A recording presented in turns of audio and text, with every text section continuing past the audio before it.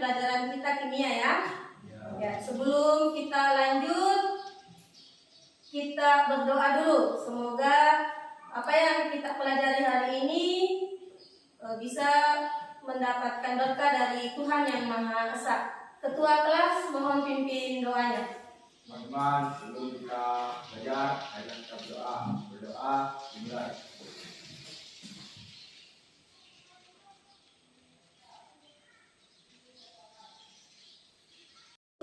Ya. Bagaimana kabarnya hari ini? Sehat semua? Semangat ya? Walaupun sudah ada yang ngantuk Ibu lihat, kita harus tetap semangat ya dalam belajar. Siapa yang tidak hadir? Ibu absen dulu ya. Rian Kurniawan, Alfa, Arlante, Andika, hadir ya. Berarti Arlan, Ongki, Farel, Alfa ya. Jadi hari ini kita akan melanjutkan materi kita minggu lalu tentang asam. Masih ingat pelajaran kita minggu lalu? Ongki. Senyawa asam jika dilarutkan dalam air akan menghasilkan ion hidrogen H+. Senyawa basa jika dilarutkan dalam air akan menghasilkan ion hidroksida OH-. Ya, jadi itu ya. Jadi larutan asam atau senyawa asam jika dilarutkan ke dalam air akan menghasilkan apa tadi? Ion hidrogen atau H+. Hari ini tujuan pembelajaran kita ada 4 ya. Yang pertama, setelah kalian berliterasi, membaca buku paket dengan bahan ajarnya, kalian diharapkan bisa menganalisis indikator asam basa dari bahan-bahan alami dengan benar. Ya. Kemudian tujuan pembelajaran yang kedua, kalian dapat menyusun dan menentukan jadwal penyelesaian proyek dengan memperhatikan batasan waktu pembelajaran kita hari ini. Jadi kalian akan mendesain kemudian menyusun jadwal, ya. Perhatikan, kalian simak. Kita sering mengalami kesulitan membersihkan benda-benda di sekitar kita dari kotoran yang menempel padanya. Nah sekarang, tahukah kamu bagaimana cara membersihkan uang logam dan keramnya? Cobalah dengan menggunakan air. Ya, dipakai air. Tidak Tidak bisa? Cobalah dengan menggunakan sabun.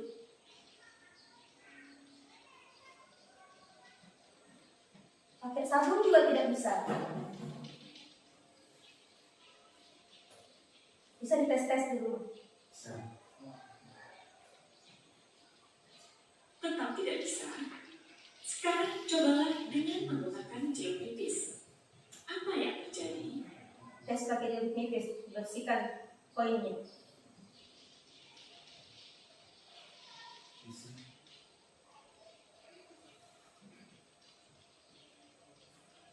Sungguh mengesankan.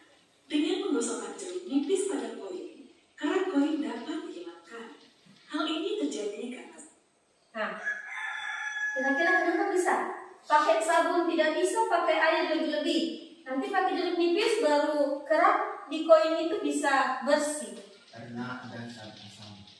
Menurut sastra karena ada kandungan asam di jeruk nipisnya. Terus pada indikator alami. Nah, apa itu indikator? Indikator adalah zat yang warnanya dapat berubah saat ia berinteraksi atau bereaksi dengan senyawa asam maupun basa. Ya. Nah, indikator itu bisa ada indikator alami, ada buatan. Tapi kita fokuskan hari ini pada indikator alami, yaitu indikator yang bahan-bahannya dari alam. Silakan minggu lalu kita sudah bagi kelompok ya. Silakan duduk dengan kelompoknya masing-masing. Ya, Ibu akan bagikan lembar kerja yang akan kalian diskusikan ya. Ya. Oke.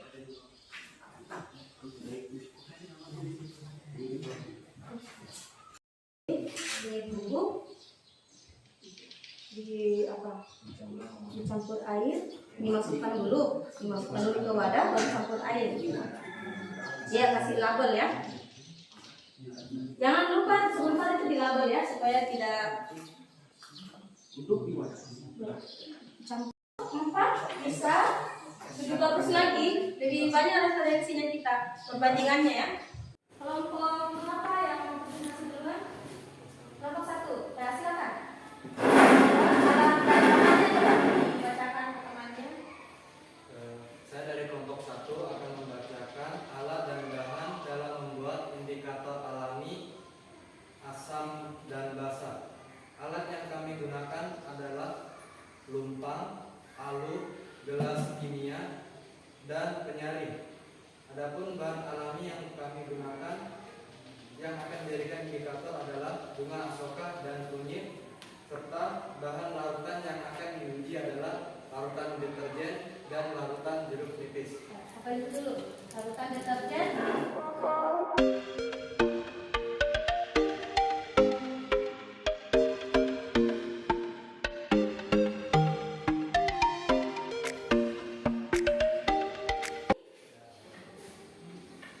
Kelompok 1, berapa menit kira-kira untuk membuat indikator alaminya? 15 menit. Sekitar 15 menit bisa selesai.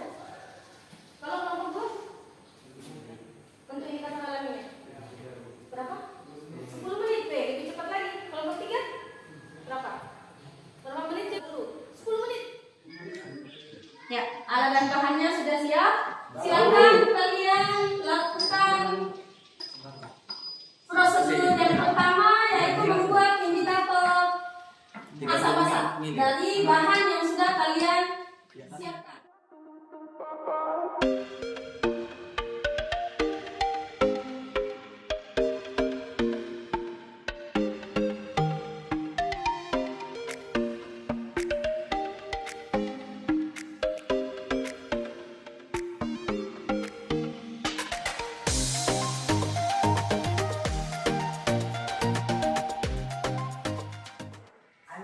Ini apa? Kunyit. Nah, yang tadinya kuning tua, setelah diteteskan ke dalam larutan apa ya? Jeruk nipis menjadi kuning, yang kuning cerah. Silakan dicatat di kolom di tabelnya.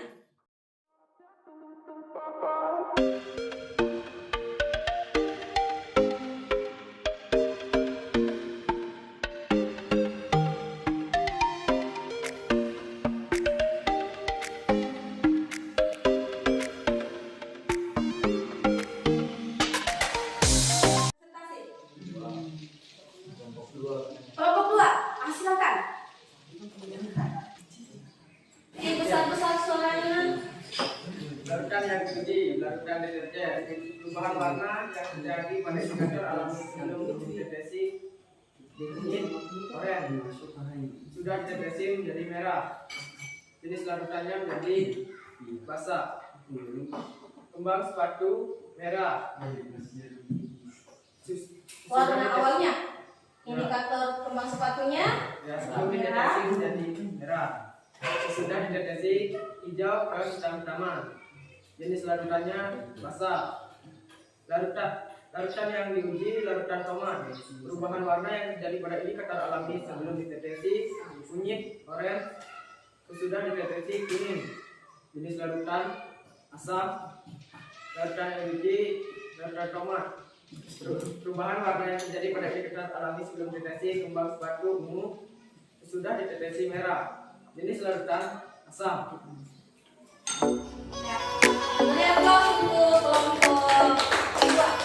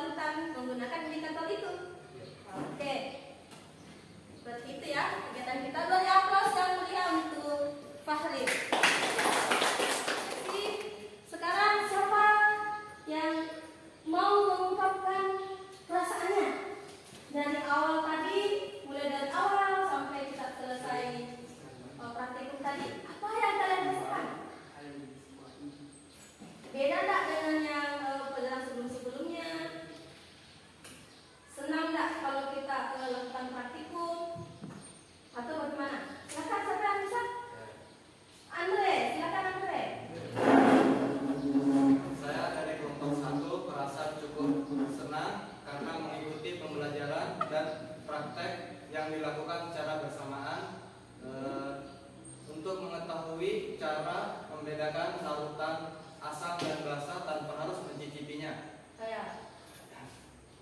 Mungkin hanya itu yang bisa saya sampaikan.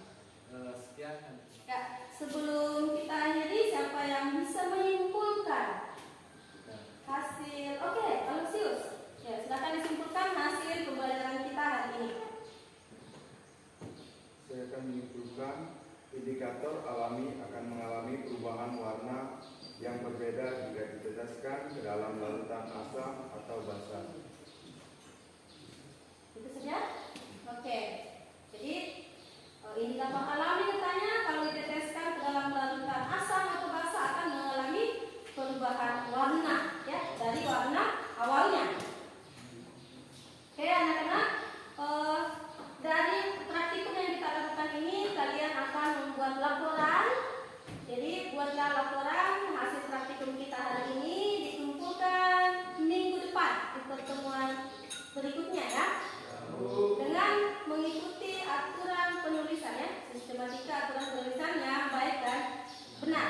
Oke, sebelum kita pulang, coba Yani pimpin doa dulu, Yani, supaya kita pulang ke rumah bisa selamat. Sebelum kita pulang, mari kita berdoa dimulai.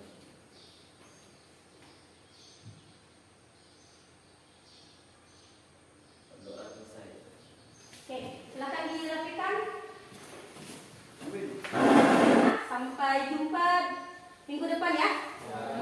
Masih lanjutan asam basa, ya. Ya, tolong alat-alat dan bahannya dibersihkan, ya. Assalamualaikum warahmatullahi wabarakatuh.